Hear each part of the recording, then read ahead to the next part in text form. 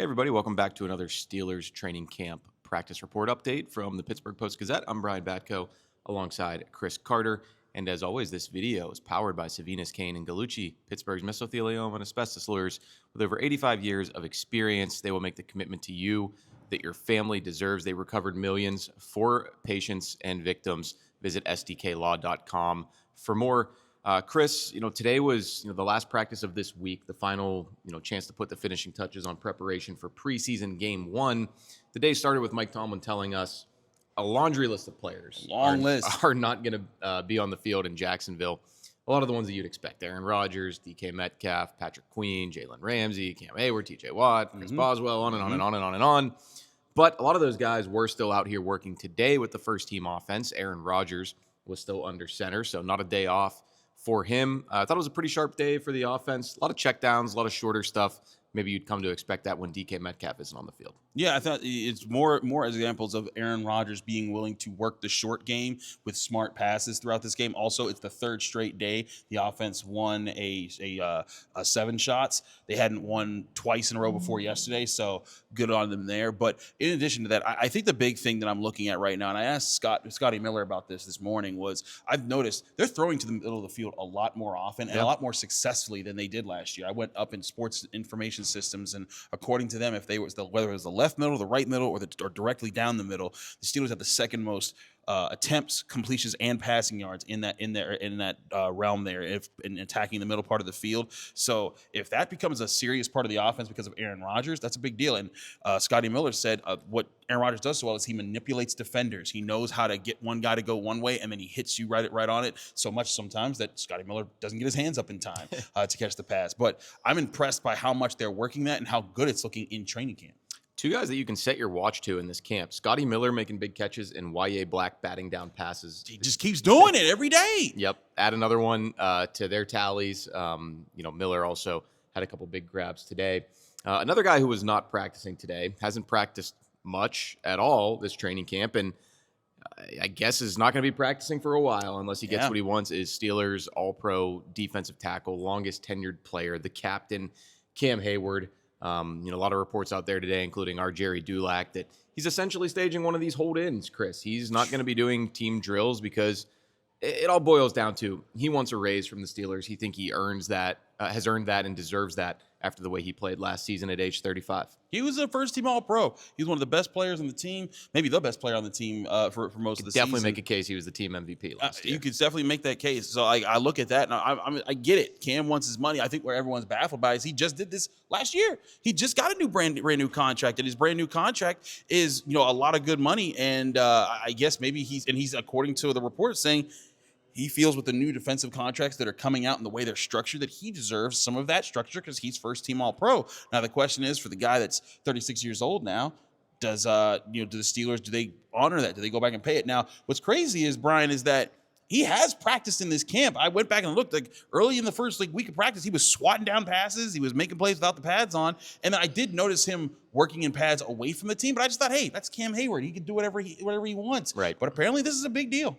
Yeah, I figured the same, Chris. When he was out there doing individual drills while the rest of the team is doing 11 on 11, I just figured that's Cam Heyward. He doesn't need these reps. Mike Tomlin always tells us guys like him, TJ Watt, Jalen Ramsey, every rep they don't get, it keeps them fresh. It keeps them safe. It also has elevated chances for the younger guys, but apparently there is indeed more to that. I don't know about you. Early fan sentiment I'm seeing is that Steeler Nation, for as beloved as he is kind of, getting at what you were alluding to there, Chris, is that you signed your deal. The Steelers at this time last year were facing some heat from people who didn't think they should rework Cam Heyward's deal, and they did. They guaranteed him some money, basically bet on him to be better. He was a lot better. Yeah. And maybe even to an awkward degree now because of this impasse. And I think his issue is he would say, I would step back and say, look, by no metric should I be making less money than Javon Kinlaw, right, who signed a new free agent deal this offseason, or guys like Zach Allen and Zach Sealer, who are pretty good interior defensive rushers,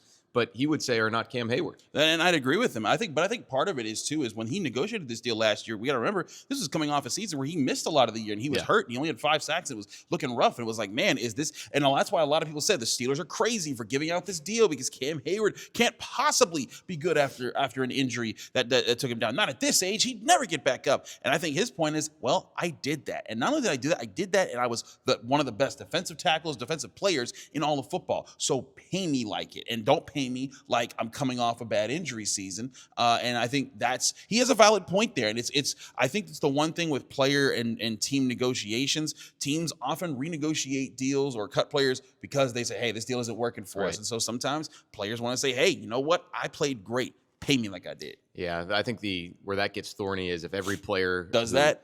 GMs are going to be renegotiating Tony contracts in offseason. I agree. And, the Steelers side, I'm sure they could say, look, Cam, you could have hit the open market this year as a free agent after the season that you just had, but you wanted us to redo your deal last year. We came to an agreement that we both thought was fair.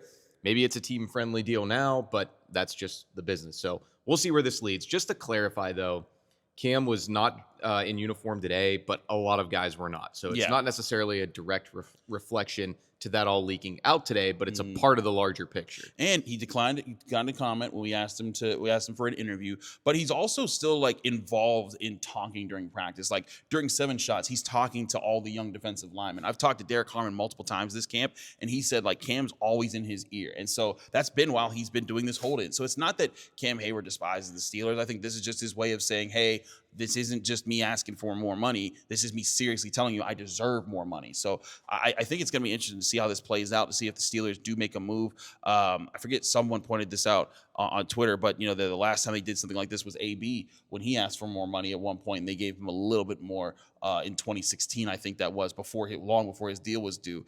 So I wonder if it's going to be about more straight up money or more guaranteed money on the back end of this deal that Cam wants. Yeah, and I think some of the principles or the core tenets, philosophies of the organization that are at play here are, we know they don't negotiate in season, so there's always that week 1 deadline for guys who are up for a new deal, and they really don't like to renegotiate when you've got 2 years left on your deal. And that was part of that was one of the sticking points with the TJ Watt negotiation this offseason, and what his brother JJ was contending a lot in his media appearances was, you could get these things done early. When you have a player that you want to lock up for the long term, there's nothing stopping you from giving him a new contract and working something out when you're 2 years out. But the Steelers just don't do that. And now you have, the unquestioned number 1 top dog leader of this team asking them to do that for him. That's a tough one. And again, like Cam Heyward's not just a really good player and top dog. He's a top dog leader. Like that's the guy that when Franco Harris died, he carried the Franco Harris flag on the field because everyone said gets behind him. He sets the tone. When Aaron Rodgers got here, he talked about how he doesn't need to step up and be the guy that leads the entire organization because they already have Cam Heyward, TJ Watt, and guys like that. So big deal. I do think this is something that definitely needs to be watched. We'll see if that comes to fruition. You don't expect Cam Heyward to play in preseason, so that's not the big deal just yet. But if we get to the third preseason game, past the third preseason game, nothing's happened, and then that week 1 game's approaching, all eyes will be on, does this turn into a Polamalu situation where he signs a deal right before he gets on the jet to the game, or does Cam Heyward just go into the year knowing that he made a tiff during camp that was not honored? Yeah, and then maybe a little bit bitter throughout the season. Maybe. But we'll see. Any way you slice it, kind of a strange way to wind down training camp. There are only 2 more practices open to the fans after this one. So we'll see where it goes. For Chris Carter, I'm Brian Batko. Thanks, as always, for tuning in to the Post-Gazette YouTube channel. We'll have plenty more content previewing the Saturday night preseason game against the Jaguars. And then Chris and I will be coming to you with a post-game video to break that all down, too. We'll see you next time.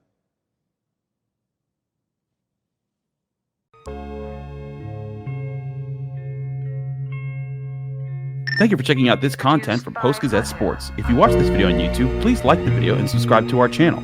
For all of the sports coverage the Post-Gazette has to offer, visit post-gazette.com.